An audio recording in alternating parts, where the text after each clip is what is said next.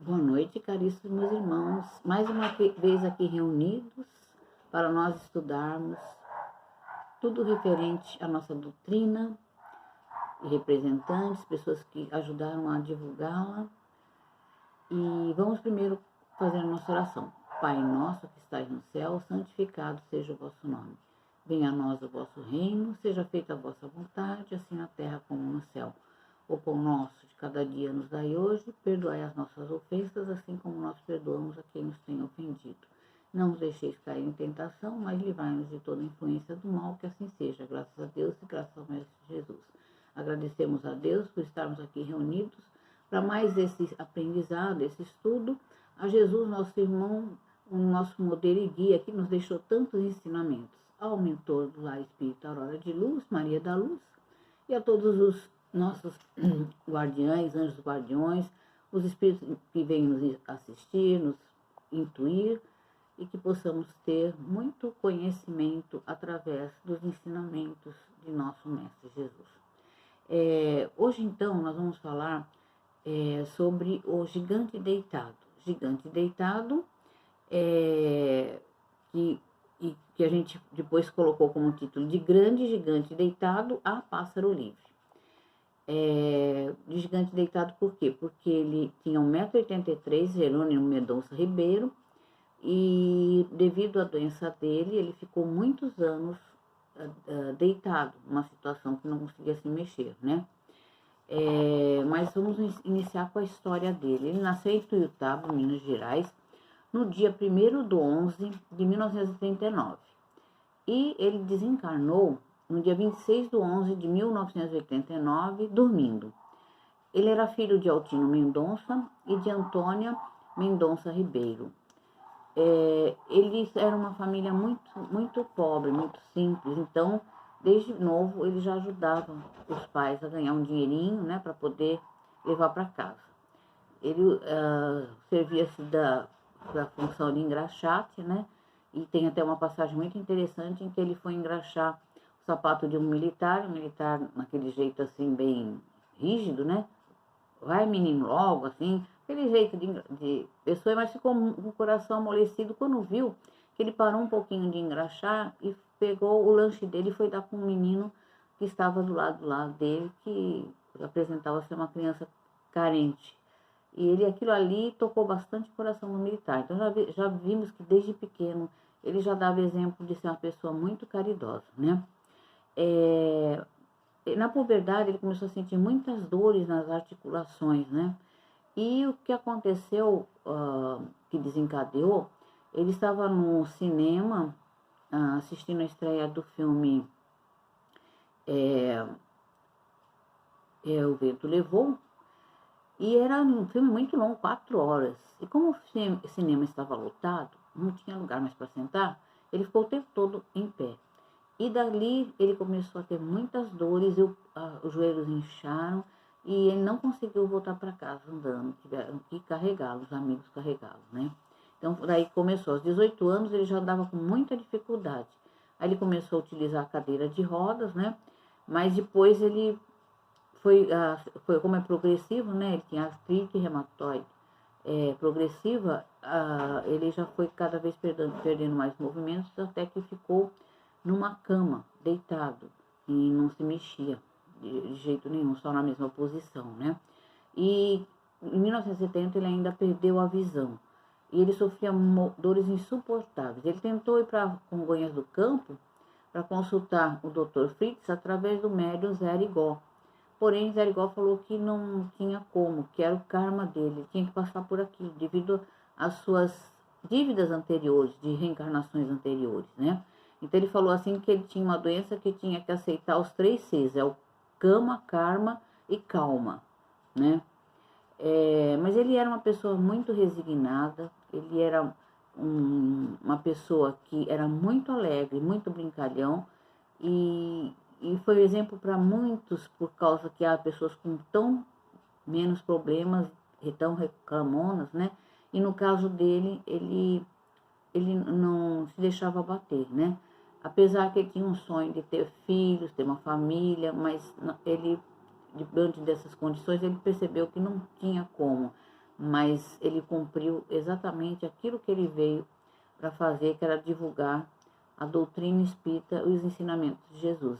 Inclusive, viajou para fazer isso e tinha uma Kombi que ele colocava cama ortopédica e ia para todo que é lugar. Ele nunca se abateu por isso, né? Ele fundou o Centro Espírita Ceareiros de Jesus e o Lar Espírita Pouso do Amanhecer, que é uma creche que abriga 150 crianças. Esse aí foi com a ajuda do Roberto Carlos. Ele chegou a pegar a perua, fazer uma viagem longa, né?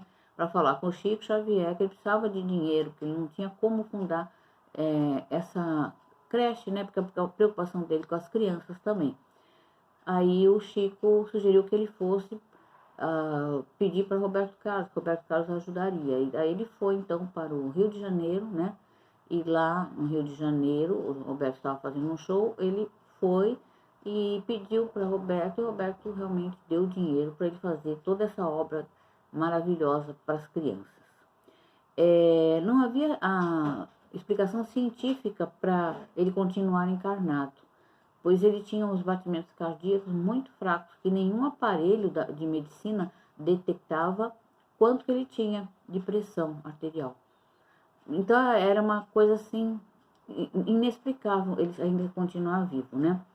Mas ele continuava pregando, viajando, e em 1965 os amigos começaram a se revezar dormindo com ele, né?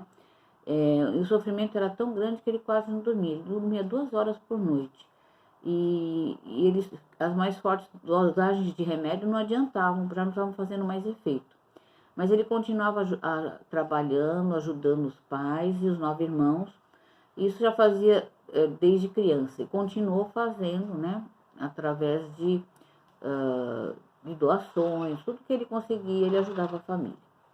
E o tempo foi passando, o trabalho foi aumentando, e a incompreensão também, né, se multiplicando, porque a sombra nunca perdoa o avanço da luz. Desenvolveu muito a memória, a meditação, a intuição, até a vidência com a perda da visão. Então tinha a perda da visão, porém ele tinha a vidência espiritual.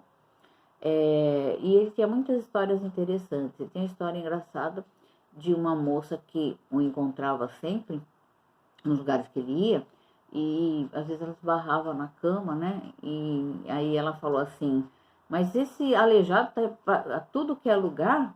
Aí ele falou assim para ela, ué, se eu tô em tudo que é lugar, então é sinal que você também está em todos os lugares que eu estou, né? Aí ela deu risada e acabou levando na brincadeira, e ninguém se ofendeu, porque ele brincava demais, ele também não se ofendia, né?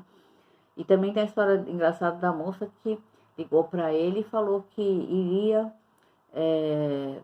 conhecê-lo, né? Iria viajar para conhecê-lo. E ele falou assim, que esperava ela deitada. E aí ela ficou meio assim, achando estranha aquela resposta, mas ele quis explicar que é literalmente, né? Que ele esperaria ela deitada. E aí perguntaram para ele o que era felicidade. Ele falou que a felicidade para ele seria poder virar de lado, porque ele não se mexia nem um pouco. Então aquilo para ele era felicidade. Quer dizer, uma coisa que para nós é tão comum, para ele era impossível, né? Então ele gostaria de ter esse desejo realizado. E tem uma outra história muito bonita também de uma senhora que estava querendo se suicidar, uma senhora que tinha condições, tinha a vida toda, nada de problema, mas queria se suicidar. E ela viu, né, uma entrevista dele, e ele naquela cama, e tão alegre, querendo ajudar todo mundo, fazendo tantas obras caridosas, ela ficou refletindo e viu que estava desperdiçando a vida. E aí desistiu de se suicidar. Então ela falou que o Senhor acabou de salvar a minha vida. E ele sempre dizia, quando a gente estiver em dúvida do que a gente tem que fazer, nós devemos sempre pensar no Mestre. O que Jesus faria nessa situação? Então, às vezes a gente reflete e às vezes a gente deixa de fazer muitas coisas erradas quando nós refletimos essa frase que ele nos deixou, o Jerônimo. Por quê? Porque Jesus não faria certas coisas que às vezes a gente tem vontade de fazer, né? E a gente caminhando, seguindo ele como modelo, nós estamos no caminho certo. E a gente fala assim, por que um ser humano tão valioso nessa encarnação teve tantas mazelas para superar, né? Lógico que nós sabemos que tem a ver com as outras reencarnações, né? Então, nós temos uma reencarnação do Jerônimo como Emil, né? Filho de uma prostituta com pai desconhecido, e inclusive ela no Antigo Egito ela tentou abortar, e de tanto ela forçar isso, ele nasceu com um certo defeito, né, físico. Então ele tinha aquele complexo, e aí ele foi tendo uma vida muito difícil, muito sacrificante, porque ela nem tinha amor a essa criança, não tinha amor nenhum. E aí ele foi confiar numa pessoa que acabou vendendo ele como escravo. Parece que ia ser seu amigo, mas não foi. E ele acabou sendo escravo. Arrancaram-lhe a língua, porque era costume para os escravos não ficarem contando, né, o que eles viam, somente aqueles que estavam próximos na construção de obras dos faraós, onde iriam colocar as riquezas quando eles morriam. Então cortavam a língua para que eles não comentassem, né, com ninguém os segredos que haviam ali no túmulo, né? E ele tornou-se muito revoltado e um desejo muito forte de vingança para aqueles que o maltrataram, aqueles que o traiu, né? E com isso ele acabou desencarnando por causa de tanto sofrimento, né? Porque trabalhava muito, passava fome, era sem condições nenhuma, doenças, tudo. E acabou desencarnando. Mas essa desencarnação, na erraticidade, ele continuou com essa ideia vingativa e se juntou a uma legião de espíritos trevosos que desejavam só vingança. E uns ajudavam na vingança dos outros. Aí foi só sofrimento. Foi que depois ele acabou, né, se arrependendo de tanto sofrimento, e depois ele reencarnou novamente como filho do rei da Pérsia, Ciro. O nome dele nessa encarnação era Cambises. Foi entre 559 e 530 a.C. E o pai, o Ciro, era um conquistador, ele era uma pessoa guerreira, porém ele não tinha um coração bom. Ele não queria mexer com a cultura dos povos que ele conquistava. Ele era uma pessoa assim benevolente com os povos que ele dominava. E o Cambises não. Cambises era orgulhoso, era ambicioso, vaidoso, egoísta e não seguia nada aos ensinamentos do pai dele. E ele tinha um forte vigor físico, mas moralmente ele era fraco. Mas tinha um problema, tinha umas convulsões epiléticas e esquizofrenia. E ele estava sempre tendo visões de mulheres sem coração e pessoas sem línguas. Antigos desafetos dele, né? E com a morte da mãe, ele foi piorando. Aí ele era obsediado direto, né? Aí ele casou com uma moça chamada Roxana. O seu pai desencarnou e ele herdou o trono, né? Ele ficou com uma desconfiança muito grande, que não tinha motivo, mas ele tinha essa ideia fixa de que a irmã o traía com o irmão dele. Então ele chegou a matar o irmão, né, por causa disso. E a esposa Roxana estava grávida. Ele também a matou e matou o filho que estava no ventre dela, porque achava que não era filho dele, como ele desconfiava dessa traição, né? E ele ficou doente em certa ocasião, e a sacerdotisa Aisha, por se apaixonar por ele, foi cuidando dele, se apaixonou por ele e ele por ela.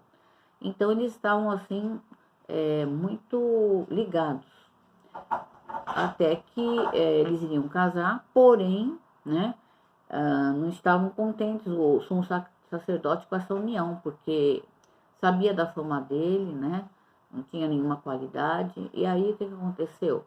eles acabaram, antes do casamento, sumiram com a Aisha, né? E ele não conseguiu mais encontrá-la. E a partir daí, ele começou a decadência, né?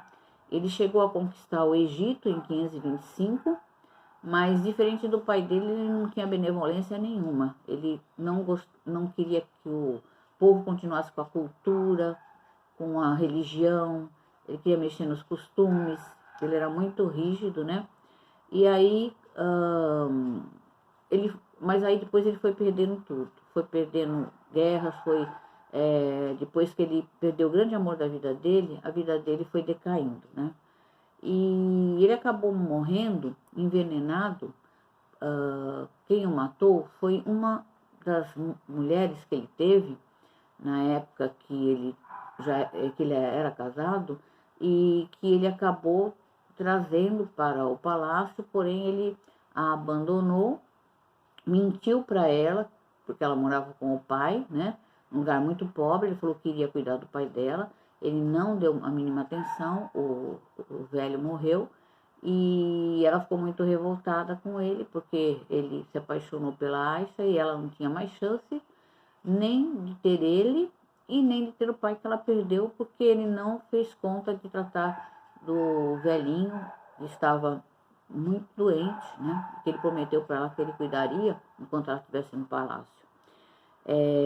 E aí ele acabou, o fim dele foi de ser envenenado, né? Por essa mulher que tanto o amou. Então, a história dele anterior, dessa reencarnação que ele foi Jerônimo Mendonça, deixou muitas dívidas, né?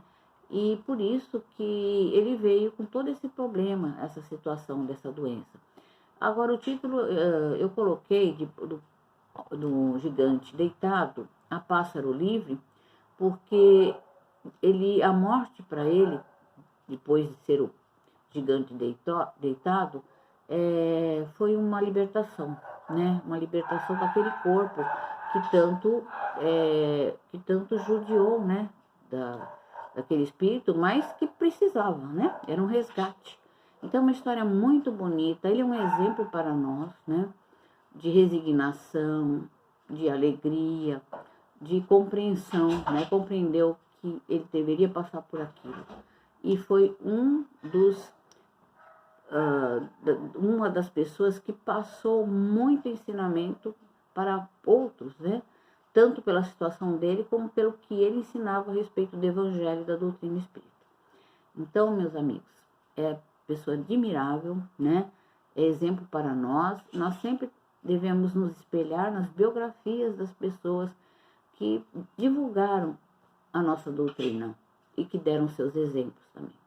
Então, vamos encerrar. Muito obrigada por terem assistido e vamos fazer a nossa oração de encerramento. Agradecemos a Deus, a Jesus, por estarmos aqui estudando um pouco mais esses maravilhosos ensinamentos que tivemos através de Kardec e que nós possamos refletir sobre tudo isso, porque são exemplos que nós temos para que nós possamos evoluir, fazer a nossa reforma íntima, para que na próxima reencarnação tenhamos menos dívidas e possamos viver realmente no mundo de regeneração. E vamos agradecer também ao mentor do Lar Espírita Aurora de Luz, Maria da Luz, e a todos os espíritos que vêm sempre aqui nos assistir, nos intuir e aprender conosco. Que assim seja, graças a Deus e graças ao Mestre Jesus.